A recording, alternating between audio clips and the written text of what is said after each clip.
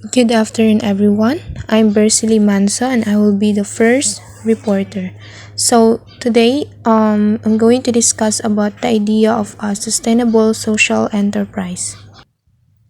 Social enterprise, doing business beyond profit. Around the world, more and more companies are choosing to use business to create social good. Businesses that are changing the world for the better are called social enterprises.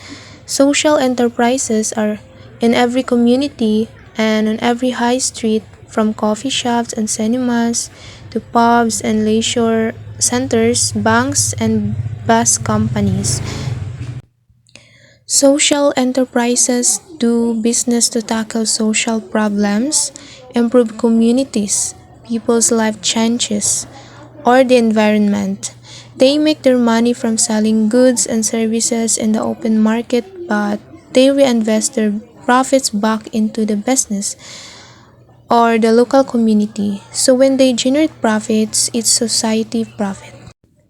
Okay, social enterprises are special types of businesses that focus not only on making money, but also on doing good for society. So these businesses can be found everywhere, like coffee shops, cinemas, and even banks.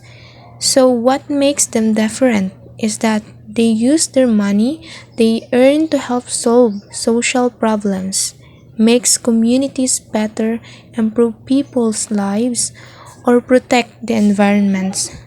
So, when you buy things from these businesses, you're not just getting a product or services. You're also supporting their mission to make the world a better place. So, naka-example na business. I mean social enterprise. Ang pangalan sa cafe is Cafe Ideta sa Lawag City, Ilocos Norte. So, ang ilahang business is not just making profit, no, but also kitabangan nila tong naapektuhan ng domestic violence. Tapos kitabangan nila to ng mga victims sa domestic violence na sila'y trabaho, then magkaroon sila ng ilahang own na negosyo. So, ang Cafe Edeta is nakatabang siya sa pag-support sa programs, services for women, and also the community. Dili lang kay na maligya sila og mga lamiong pagkaon, but they also helps the needs of community. So, dili na nako siya basahon. So, explain na nako siya. Social enterprise is like a regular business, no, but it makes money in a way that helps society. Well, this business can still make a good profit for themselves. Ilahang main goal is to benefit others. They do things like providing needed services or product in communities, offering employment and training for those who need it, protecting the environment, and using their profits to support social causes. Social enterprises compete alongside other businesses in the same marketplace, but use business principles to achieve social aims. A social enterprise is a business that exists to make a direct positive social and or environmental impact on the world. It is innovative and unique what makes a social enterprise special and unique? It because first, a social enterprise aims to make a profit and then use these profits to support its charitable, social, and or environmental goals. It is self-sustaining and do not rely on donation to survive. Definitely, social enterprise is not a charity. So, social enterprise is dili sila charities. Ang ilang aims is to make a profit, but instead of keeping all the money for themselves, so they use it to support charities, social or environmental goals. They don't rely on donations to survive. Number two is a social enterprise also provides products and provides services that further these charitable, social, or environmental goals. So their products or services is they offer are designed to contribute to their social or environmental goals. Number three is when a consumer purchases a product or a services from a social enterprise, he or she makes a tangible, positive impact. Katong mga consumer na ni-purchase sa ilahang products or service is nakahatag sila og through their silang pagpalit dito na business is nakahatag sila positive impact on society. The last one is social enterprise has social aims and ethical values. Sustainability issue. So the issue of sustainability is vital to any business and social enterprise is not an exemption. Basically, it means the business can sell its product, service for more and the demand can grow in the medium to long-term basis. In the social enterprise setting, revenue may also be increased by grants and other sources depending on the nature of the organization. And so sustainability consideration will require taking into account all sources of income. Another point of view in social enterprise is that some social projects and social enterprises may have a limited life. In this case, similar consideration of sustainability apply, but within a distinct time frame, this needs a lot of thinking and analysis which ultimately lead to financial planning and management. So, ang ako example ani is na issue is like for example, si Johnny Fell na siya small store which is ang iyang gipang baligya is mga organic na gulay. So, at first is daghan nagpalit sa iyang product tungod kay taas ang demand para sa healthy food. So, ang iyang negosyo kay okay pa. So, okay pa sa start. Pero, kailangan niya jud i-make sure na magdugay iyang negosyo. So, nag-focus siya kung unsaon para magdugay iyang business. Para sa social enterprise is like ang tindahan ni Johnny Phil is pwedeng madungagan through grants or iba pang way or like other way na. Example is magkuha siya og support dito sa local government or environmental organization na need og mga organic na gulay. So, how para magstay ang iyang kita? So, kana na changes. So, unsaon ni Johnny Phil para magstay gyapon ang iyang kita?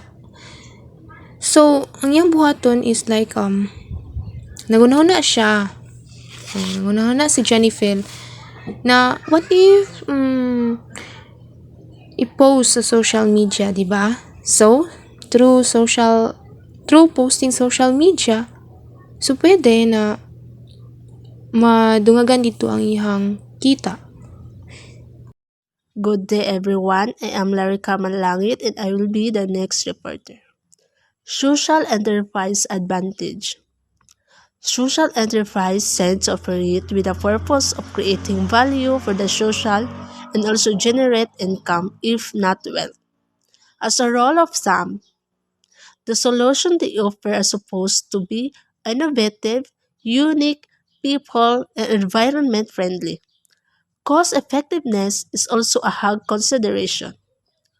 All of these are challenges to the sustainability of social enterprise, but the ones that are able to scale them are the ones that can create a high impact. So, social enterprise is these are registered social corporation that form a part of a community.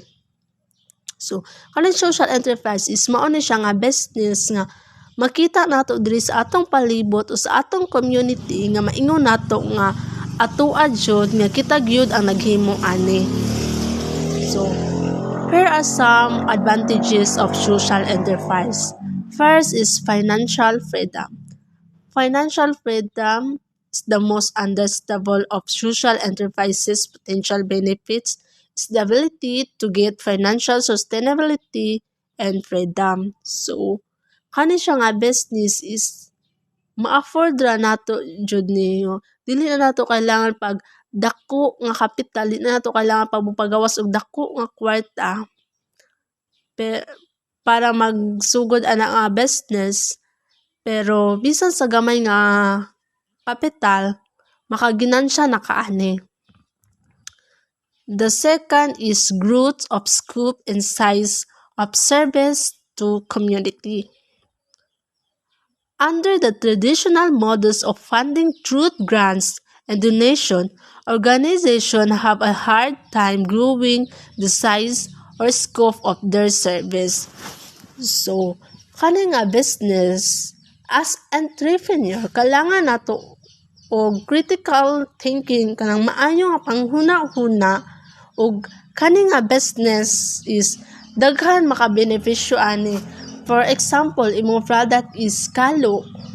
So, ang isa sa makabenepisyo sa imong product nga kalo is ang mga magsasaka kay gamit kay na nila samot nag-init ang panahon. The third is business can contribute the mission. Beyond providing entirely financial resources, social enterprise also give organizations opportunities to discover novel ways of achieving their missions. So, sa paagi ay through ani nga business kaning social enterprise, makatabang po ni siya nga ma-improve nato ang atuang skills, and also makatabang po ni siya nga mahatagang trabaho to mga unemployment o kaning social enterprise is pwede po makatrabaho ani ang mga disabled nga tao.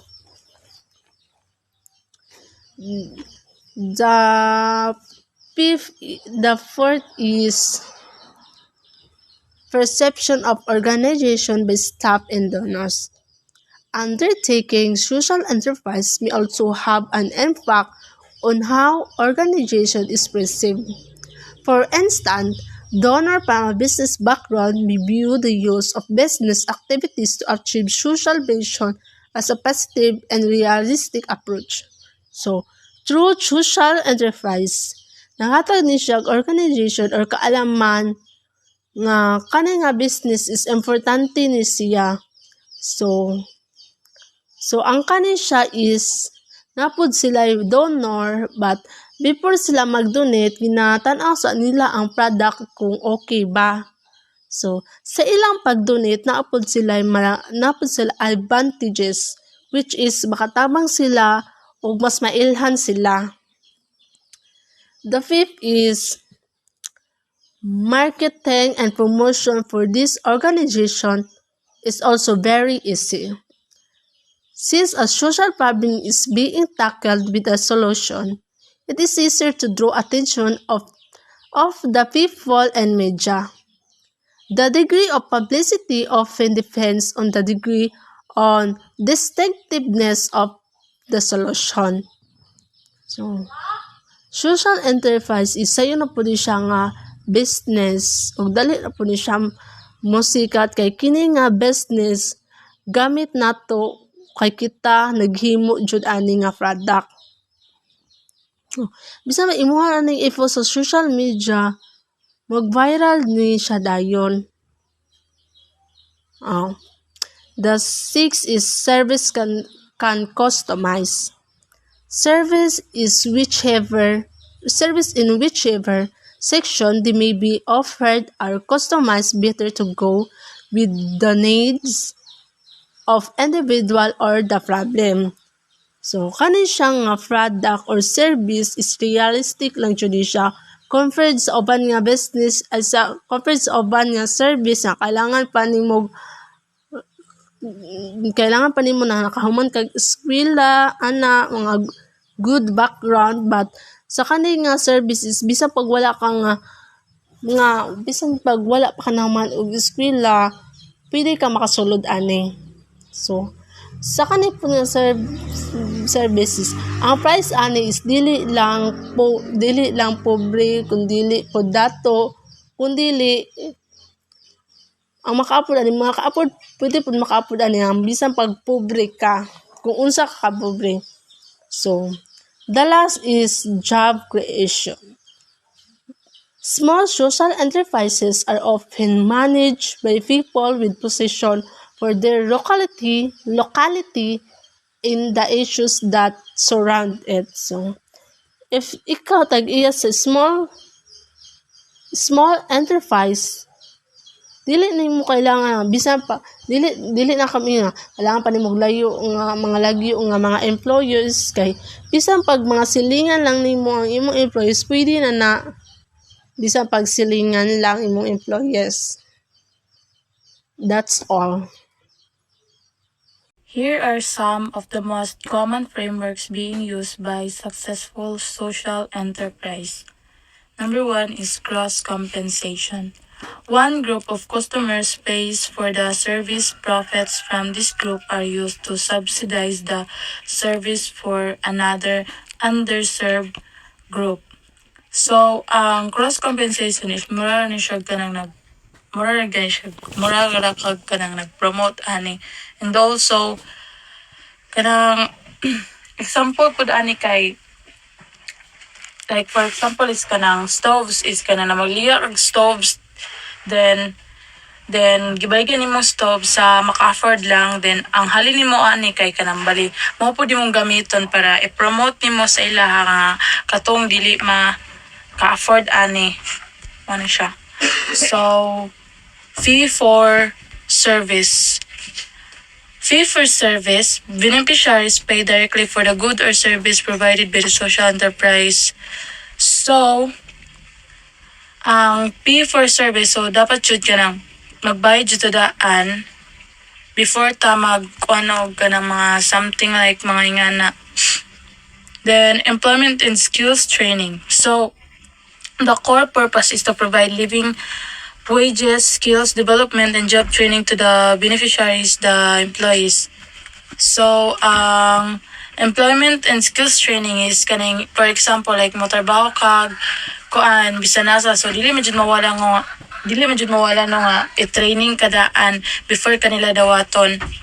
Mga nga naman na siya ang employment and skills training para pod ma-develop ang imong skills and also para pod makabalo ka gunsay mong pambuhaton sa mga ingana.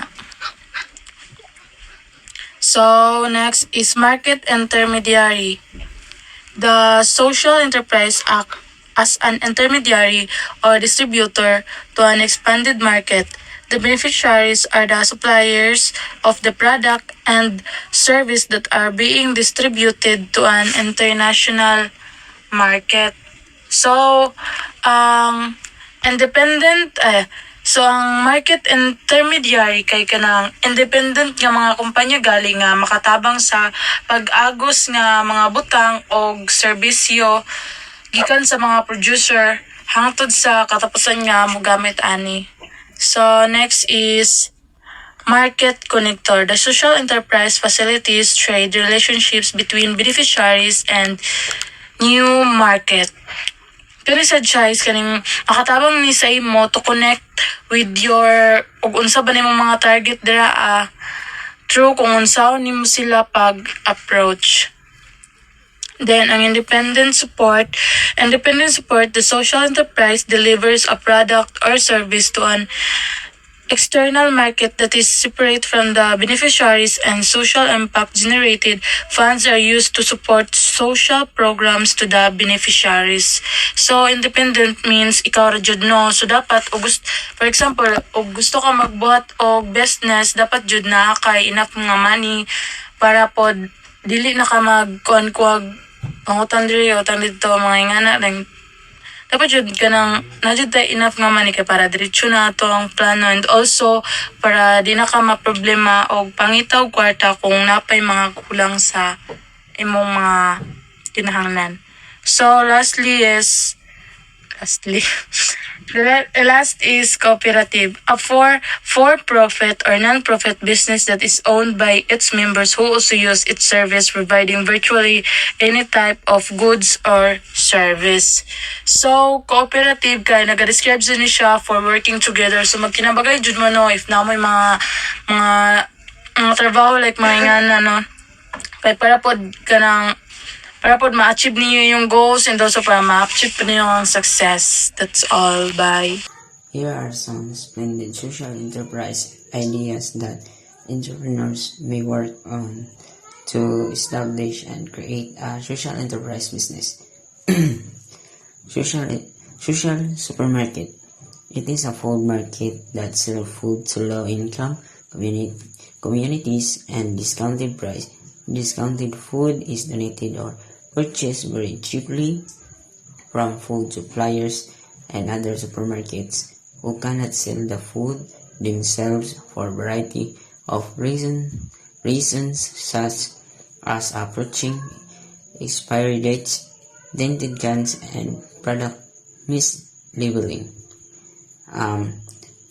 Social supermarket, ang sample ani kay kanang mga nasa tabo or kanang mga gagmay tindahan like isdaan, nagaangkat sila or na sila tig-deliver, then gibaligya sa ilahang barato, then ginabaligya rapod gyapon nila pero naa sila patong gamay din eh. Then example po anak kanang mga kakanin nga pagkaon na mga expired dates nga kung asa rataman. Model fee for service. Example, community shop. Company shop stops good for food from going to waste. Founded by John Marine over 40 years ago, it's now the UK largest redistributor of surplus products. Surplus stock is inevitable in the food supply chain, and the company works with Britain's biggest retailers, manufacturers, and brands to ensure that wholesome surplus food reaches people's plates. The organization collaborates with big British shop and brands to ensure that excessive amount high quality food does not go to waste and instead reaches those in need. It redistributes surplus through a national network of stop shop, standalone stores, and click and collect services. It guarantees that extra food reaches consumers through the use of a nationwide system of stop shop, standalone stores, and click and collect and service. Community shop is a subsidiary of company shop Britain's largest commercial redistributor of surplus food and goods, which work with retailers, and manufacturers to tackle their surpluses sustainable and surely. It sells on residual products such as those with damages, packaging, or inaccurate labeling to membership only stop shop and factories.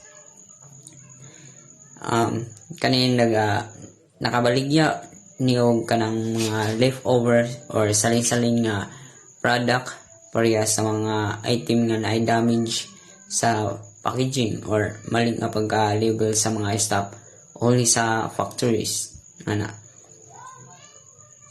Membership of the pilot store in Goldthorpe, an area of social deprivation, will be restricted to people living in a specific local postcode that also get welfare support.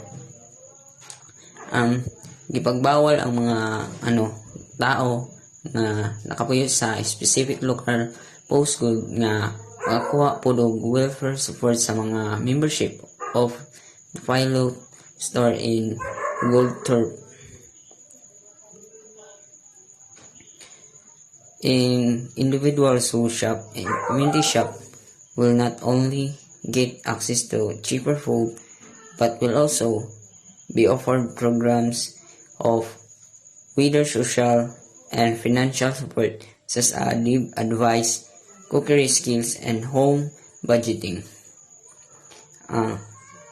Ang mga taong mamalit sa community shop kay dili lang makakuha og barato nga foods but also makadawat og mga offered programs about sa financial support or wider social pareha sa dev advice, cookery skill o home budgeting which is dako kayong tabang especially sa mga mommies nga mao gasagaran nga nagahandle sa family plan.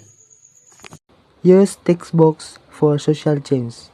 This is a partnership with students group clubs to collect used textbooks at the end of each semester. So students are donated their textbooks in universities, but some of students are resold their textbook. Naay uban na estudyante na ginabaligya ra nila ay ang uban pod ilarang ginahatag ilang libro. So next is online socially conscious marketplace. This is to help underserved artisans sell their product to the world by building a platform that make it easy for them. So the artisans is a skilled worker that has creativity to make a product. Kasagaran makita nato ang mga artisan is nagabaligya sila mga handicraft like pot holder or kanang mga handmade bracelet.